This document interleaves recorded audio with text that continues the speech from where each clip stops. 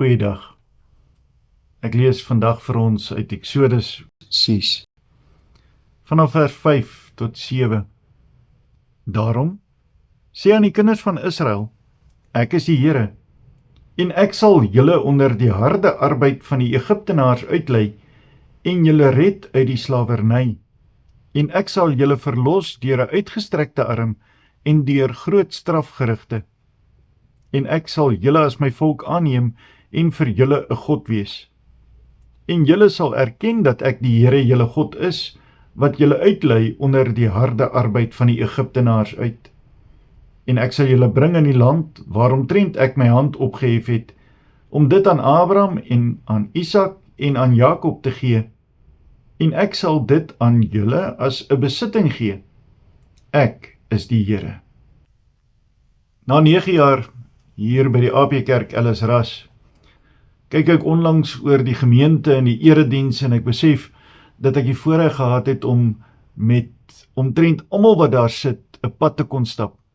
Sommige met diep seer, sommige met die wat nog steeds seer het, maar oor elkeen wat daar in die erediens sit kon ek een getuienis lewer en dit is dat die Here gegee het wat hy beloof het.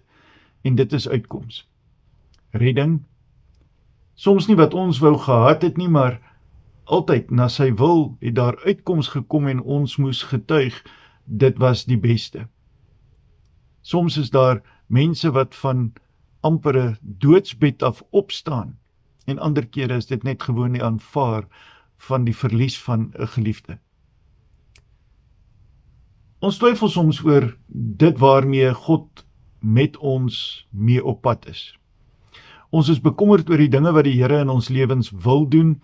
Ons is bekommerd oor ons nie verstaan die seer waarin ek is nie. En wanneer 'n mens Romeine 8 lees waar daar staan dat God selfs die slegste in ons lewe vir ons ten goeie laat meewerk, dan sê hy dit ook vir elkeen van ons wat hierna luister. Ek kan die getuienis lewer as predikant dat in soveel kere waar mense die seer van hulle lewens, die bekommernisse wat hulle gehad het in die hande van God gegee het, was daar uitkoms. Nie noodwendig waarvoor hulle op daardie stadium gebid het nie, omdat God iets beters in gedagte gehad het. Maar wanneer ons daarop terugkyk, dan kyk ons na onsself en ons sê, ja, ek het getwyfel, maar God het geweet. In die geval sê God vir Moses dat hy Israel uit die slawerny uit Egipte gaan uitlei, en hy doen dit uiteindelik deur 10 plaae te gee en die farao sê dan trek. Maar in ons lewens is daar ook maar die gedagte dat ons moet weet, al verstaan ek dit nog nie, die Here is met my op pad. Hy kom sy beloftes na. Elkeen van hulle wat hy oor my lewe gee, sê hy, ek is by jou, tot en met die volleinding van die wêreld. Vir elkeen van ons wat hierna luister, het die Here op besondere wyse 'n boodskap vandag. Twyfel jy? Staan dan net vas, want ek is die Here.